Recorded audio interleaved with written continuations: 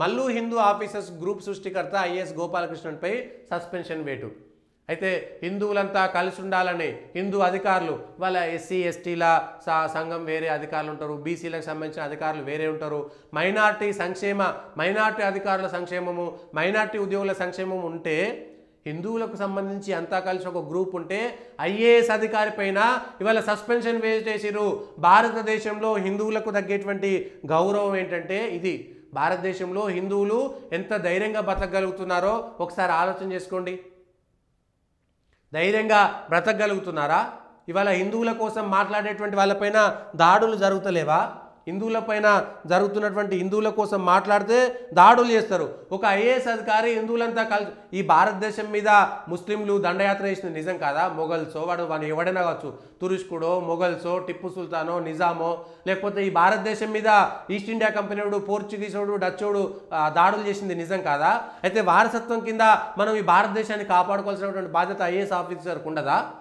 ఇది భారతదేశంలో హిందువులపైన ఏ విధంగా దాడులు జరుగుతున్నాయి అనేటువంటి దానికి ఇప్పటికీ కూడా నరేంద్ర మోడీ సర్కార్ వచ్చి 10 ఏళ్ళు దాటినా కూడా ఏమీ చేయలేనటువంటి స్థితిలోకి నెట్టబడింది భారతదేశం 60-70 ఏళ్లల్లా. నరేంద్ర మోడీ చేస్తున్నారు, కానీ ఇంకా కూడా ఈ దేశంలో లౌకికవాదం పేరు మీద, విదేశీ భావజాల సిద్ధాంతం పేరు మీద ఇవాళ ఒక ఐఏఎస్ అధికారిని హిందువు అని చెప్పుకున్నందుకు ఇవాళ కేరళ సర్కారు సస్పెన్షన్ చేసింది కమ్యూనిస్ట్ పార్టీ. ఎస్, ఎందుకు ఆయన గర్వంగా అధికారులంతా హిందువుల గ్రూప్ అనేటువంటి పెట్టుకుంటే తప్ప, హిందువులంతా ఒక చోట ఉంటే తప్ప, హిందువులంతా ఒక గ్రూప్ పెట్టుకుంటే అది మిగిలిన వాళ్ళకు వ్యతిరేకమా? మరి మిగిలినటువంటి వాళ్ళంతా వాళ్ళ గ్రూప్ పేరు పెట్టుకుంటే తప్ప, వాళ్ళ గ్రూప్ పేరు పెట్టుకుంటే చేయగలిగిరే? ఇవాళ కొన్ని వందలు చూపిస్తారు. ఇంత దారుణంగా ఉంది. భారతదేశంలో హిందువులు స్వేచ్ఛగా బతకలేకపోతున్నారు. ఐఏఎస్ అధికారి హిందువుగా బతకలేకపోతున్నాడు. ఒక ఐఏఎస్ అధికారి పీవీఆర్కే ప్రసాద్ కూడా పాపం ఏది టీటీడీ చైర్మన్గా ఉన్నప్పుడు అది గుర్తొచ్చింది.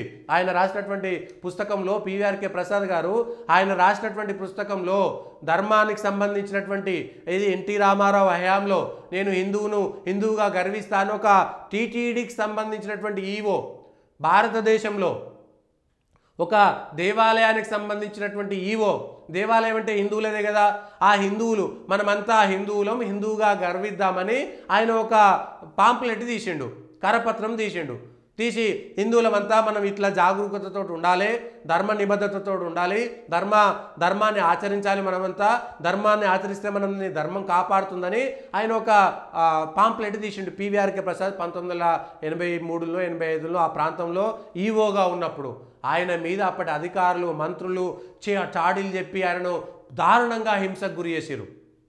ఇది పీవీఆర్కే ప్రసాద్ రాసుకున్నటువంటి పుస్తకంలో ఉన్నది. అప్పుడున్నటువంటి ఐఏఎస్ అధికారులు కూడా చాలామంది ఇటు ఆయనను సమర్థించలేక ప్రభుత్వంలో హిందువులకు మద్దతు ఇస్తే ప్రభుత్వంలో మన పరిస్థితి ఏమవుతుంది అనేటువంటి దారుణమైనటువంటి పరిస్థితికి వెళ్ళిపోయినాం.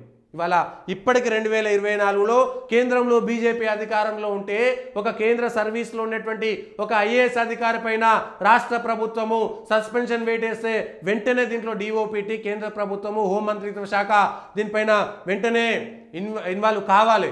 వాళ్ళు వెంటనే రాకపోతే మోరల్స్ దెబ్బతింటాయి. భారతదేశంలో హిందూ అధికారులు పనిచేయాలంటే చాలా ఇబ్బంది పడతారు. ఇవాళ హిందువులకు మాత్రమే ప్రథమ హక్కు ఉంటుంది భారతదేశంలో. హిందువుల దేవాలయాలన్నీ కూడా ప్రభుత్వంలో ఉన్నప్పుడు ఖచ్చితంగా హిందువులకు మాత్రమే భారతదేశం మీద హక్కు ఉంటుంది.